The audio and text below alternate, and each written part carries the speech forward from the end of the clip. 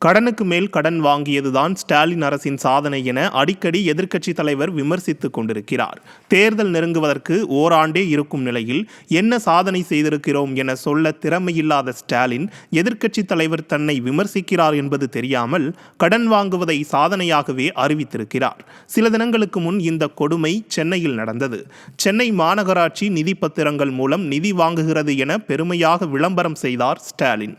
அதாவது கடன் பத்திரங்கள் மூலம் கடன் வாங்குவதை நிதி என வார்த்தை ஜாலத்தால் விளம்பரம் செய்தார். சென்னை மாநகராட்சி மட்டுமல்ல, கோவை, திருச்சி, திருப்பூர் மாநகராட்சிகளும் இந்த நிதி பத்திரங்கள் மூலம் கடன் வாங்க திட்டமிட்டுள்ளன.